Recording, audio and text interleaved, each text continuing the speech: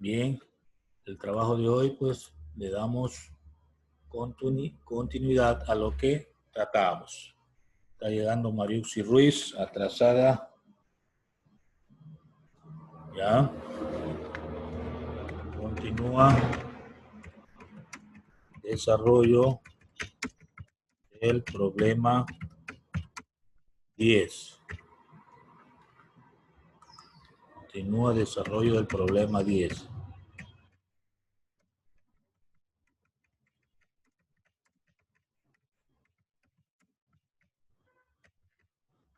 Bien, habíamos avanzado hasta el literal A. Vamos al literal B. Este literal nos pedía cálculo de la fuerza magnética. Cálculo de la fuerza magnética.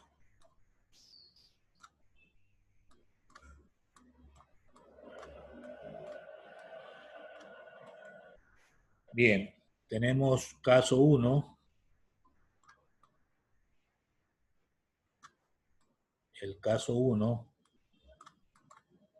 correspondía a una velocidad que nos daban el valor de 2 por 10 a la quinta K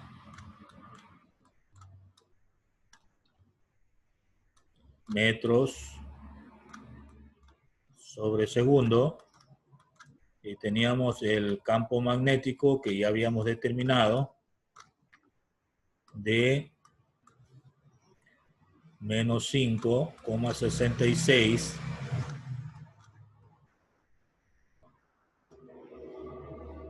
por 10 a la menos 22 K, y esto eran teslas. Como ambos vectores, tanto B como el campo magnético, tienen solo el vector unitario K, entonces se dice que son paralelos. Entonces B multiplicado por el campo magnético es igual a 0, porque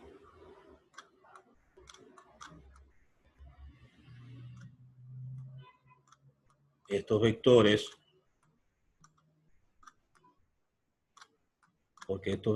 son paralelos.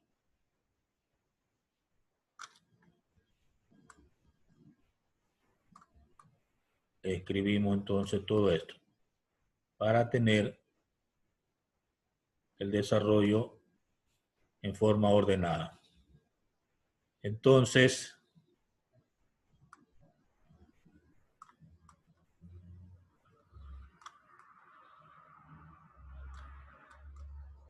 recuerda que la fuerza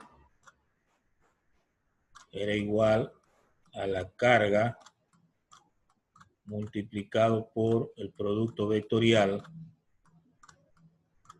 de la velocidad por el campo magnético.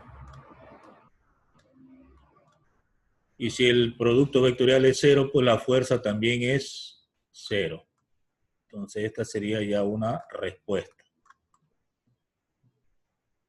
No hubo mucho que hacer porque el producto vectorial es 0. El caso 2 es que la velocidad que nos dan tiene el mismo coeficiente, 2 por 10 a la quinta, pero este es ya no K, sino J, metros sobre segundo, y el valor del campo magnético ya lo teníamos, calculado en el literal A, ¿no? 5,66 por 10 a la menos 22 K por Tesla, ¿no? En este caso, como tengo J y K, ya no son paralelos. Entonces, B y campo magnético no son paralelos.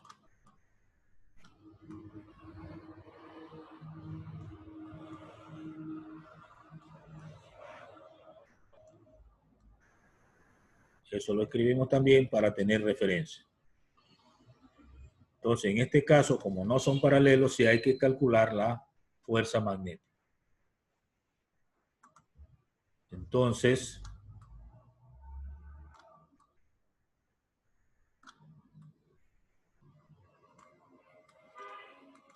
la fuerza magnética es igual a la carga por el producto vectorial de la velocidad por el campo magnético. Entonces la fuerza va a ser igual a la carga, que es de un protón de 1,6. El electrón es negativo, pero el protón es positivo. Entonces 1,6 por 10 a la menos 19 coulomb por el producto vectorial. Recuerden que es un determinante y J, K. General, me parece que es un plato muy equilibrado. Muchas gracias. Cierre el audio, por favor. Sería 0, 2, 0. Y el otro sería 0, 0, menos 5,66. Que es el campo magnético, ¿verdad? Entonces, la una es de la velocidad, que está multiplicado por 10 a la quinta metros por segundo.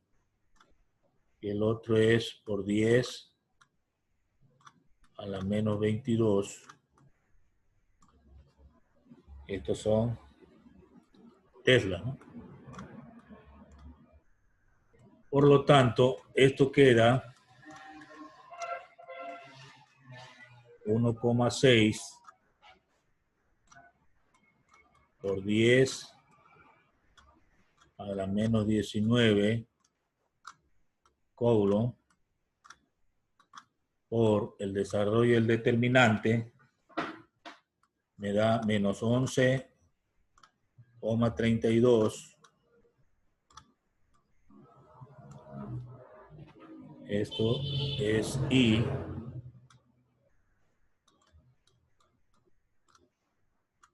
por 10 a la quinta metro por segundo y por 10 a la menos 22 Tesla. Haciendo uso de la calculadora, tendríamos ya la respuesta de menos 1,8 por 10 a la menos 35 y de todo esto debe quedarme Newton. Ya la reducción de todas esas unidades y simplificación ya hemos practicado en algunos problemas anteriores. Entonces esta sería la respuesta en el caso 2 de estos cálculos. Y ahí termina el problema 10. Vamos al problema 11.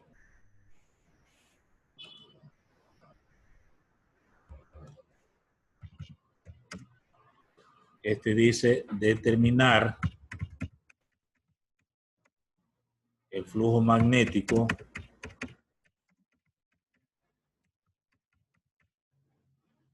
que atraviesa una lámina de vidrio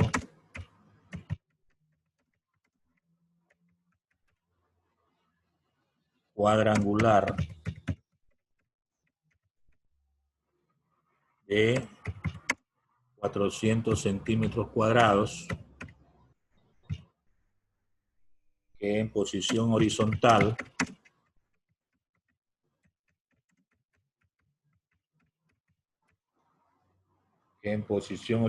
se deja caer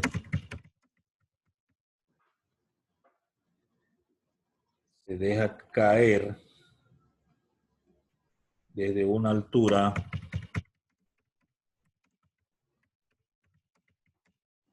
de 10 metros y que al cabo de 1,2 segundos se aproxima a un polo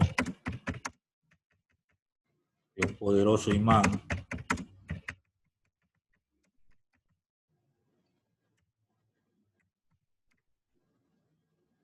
cuya masa magnética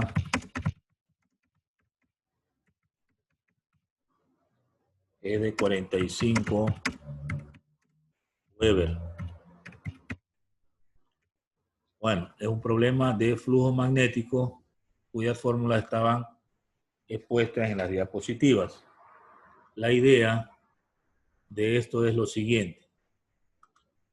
Se tiene una lámina de vidrio. Vamos a suponer que esta sea la lámina de vidrio.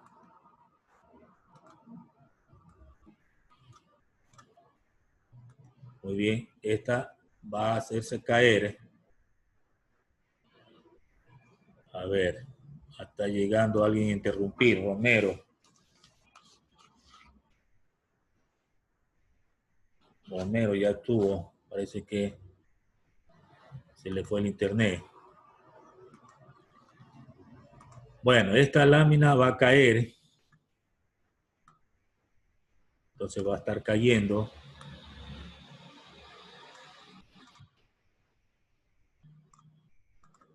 Está en otra posición, ¿verdad? Cae y se acerca a donde está un poderoso imán. Todos conocen lo que es un imán.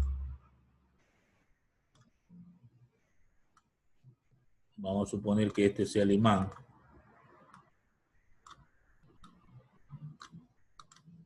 Entonces yo tengo un imán que lo estoy dibujando para entender esto, ¿no? Bueno, tengo entonces que colocar, este es vidrio,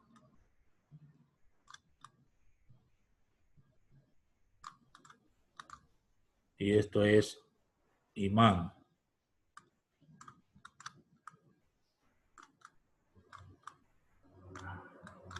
Bueno, está cayendo, cae, y el imán pues está emitiendo líneas de fuerza que le llamamos flujo magnético. Entonces a esta parte le llamamos flujo magnético.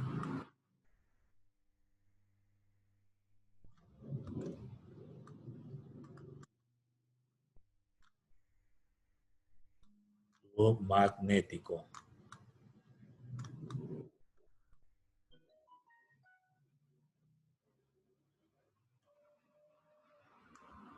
Bueno, hay una altura. Esta le vamos a indicar de la siguiente manera. Hasta aquí tenemos una altura de donde se deja caer el vidrio. Y aquí tengo una altura que ha caído, que lo vamos a calcular.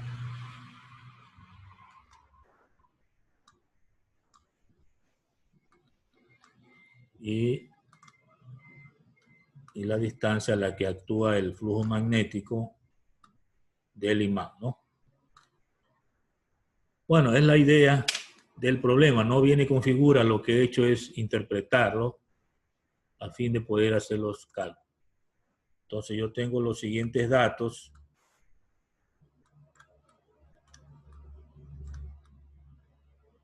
¿Qué datos tendría? Tengo el área, que es de 400 centímetros cuadrados.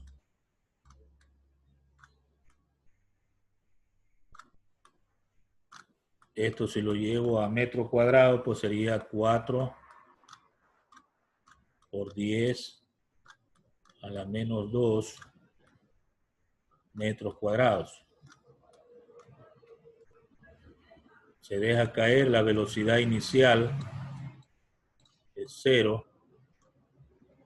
El tiempo, 1,2 segundos.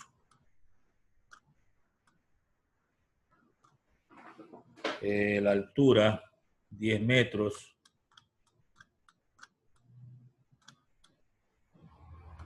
La gravedad, 9,8.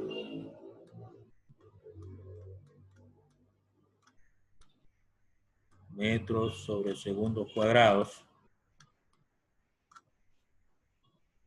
La masa magnética no es la masa material, es magnetismo. 45 Weber, que se simboliza WB, eso significa masa magnética. Y nos piden el flujo magnético. Esos serían los datos. Vamos a los cálculos.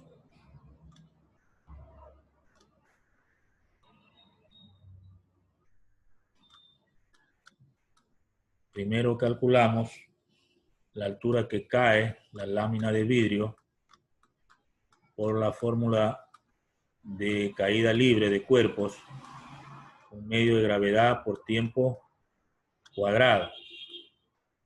Es decir, un medio por 9,8 y por el tiempo de 1,2 al cuadrado. Entonces, aquí al hacer las operaciones, me va a salir 7,056 metros.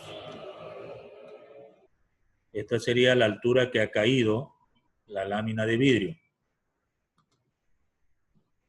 Ahora, si yo quiero calcular R, de acuerdo a la figura, es la diferencia de la altura total menos la altura que ha caído. Es decir, 10 metros menos 7,056 metros. Entonces, la distancia a la que actúa el imán, R, es de 2,944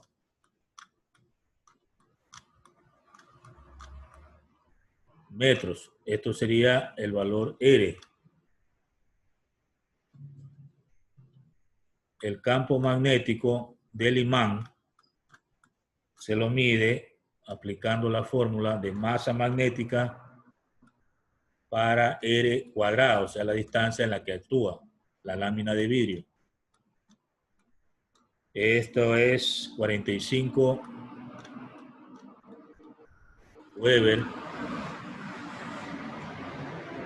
sobre 2,944 944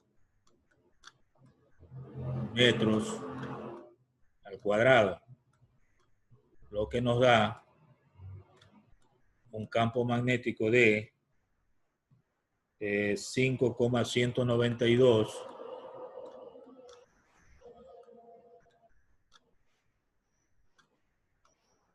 Weber sobre metros cuadrados. Esa expresión también se llama Tesla. 5,192 teslas. Este sería el campo magnético del imán. Para hallar el flujo magnético, el símbolo es phi igual a el campo magnético por el área. Es la fórmula. Entonces tendríamos 5,192 Weber sobre metro cuadrado, que es el Tesla, por el área, que es 4 por 10 a la menos 2 metros cuadrados. Se elimina el metro cuadrado y tendríamos la respuesta de 0,21 Weber. Esta es una respuesta del problema.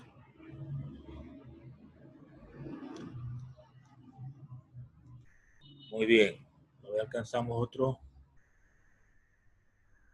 A ver. Entonces sería problema.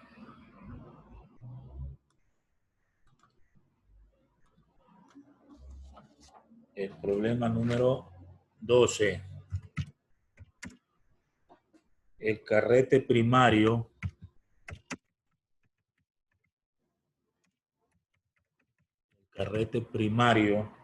de un transformador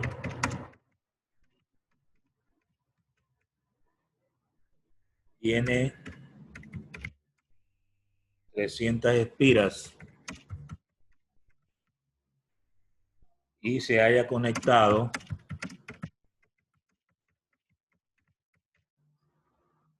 a una red local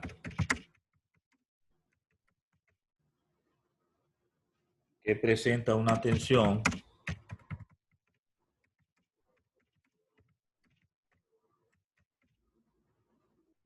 de 150 voltios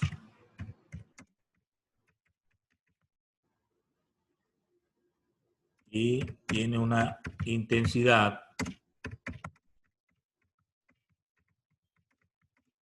de 5 amperios. Pregunta: ¿cuál debe ser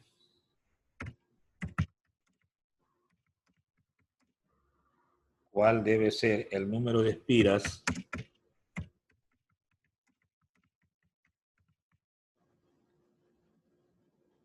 y la intensidad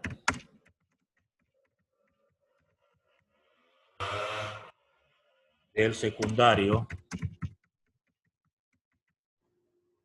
para que la corriente de salida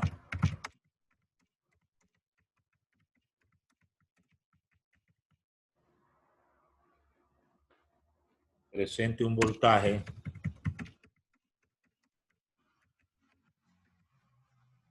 de 10 voltios?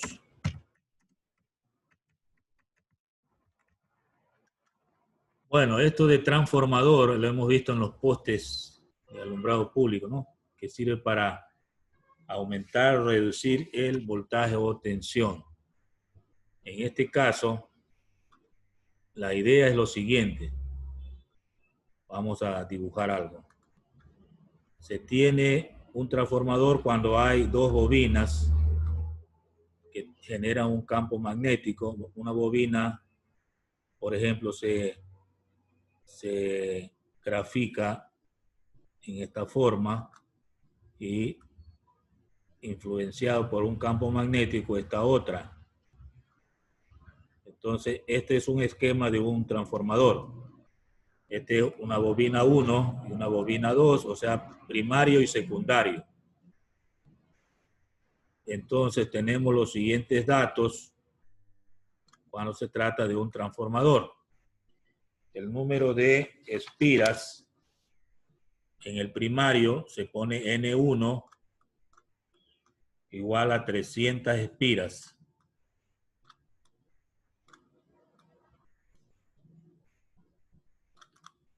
El voltaje 1 en el primario significa 150 voltios. También tenemos una intensidad en el primario y sub 1, 5 amperios. Y nos preguntan cuál debe ser el número de espiras en el secundario, o sea, N2, y cuál debe ser la intensidad, también I sub 2, si el potencial o la tensión de salida es de 10 voltios. Terminamos con este problema. Cálculos. Hay fórmulas que se aplican a un transformador. Una de ellas es, por ejemplo, B1 sobre B2 igual a N1 sobre N2. Eso significa tensión en el primario sobre tensión en el secundario es igual al número de espiras en el primario sobre número de espiras en el secundario. De aquí, lo que me interesa es despejar N2. Entonces quedaría N1 por B sub 2 dividido para B1. N1, ¿cuánto vale? 300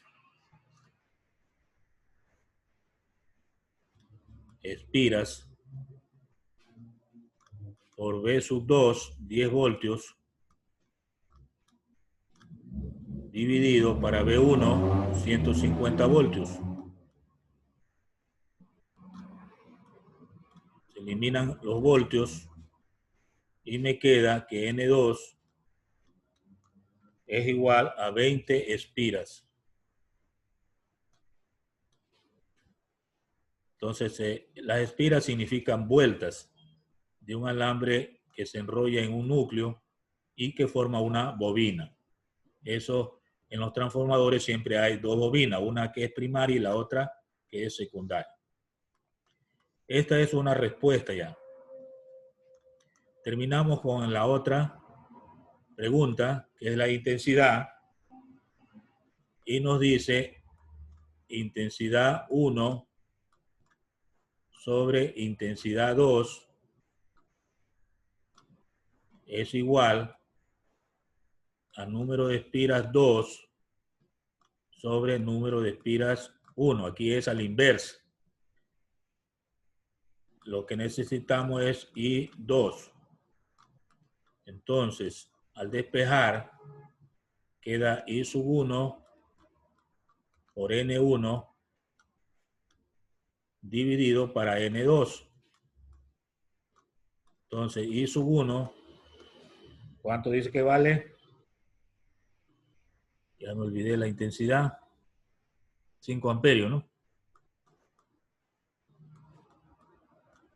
Por N1. N1 es 300.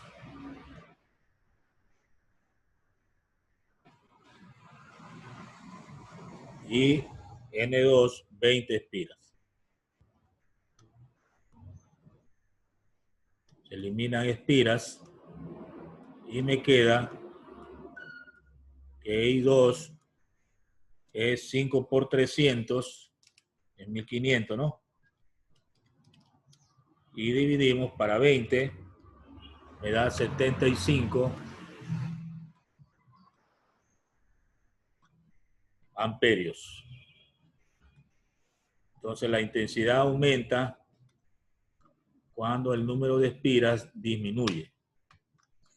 Esta es una respuesta que permite reflexionar en los cálculos que se hacen en los transformadores. Bueno, si usted multiplica el amperaje por el voltaje, nos da potencia, y la potencia siempre se mantiene o se conserva en un transformador. 75 por 20 es lo mismo que 5 por 300, ¿no? O el voltaje se conserva, digamos, la potencia se conserva multiplicando intensidad por voltaje. Hasta ahí la clase de hoy. Detener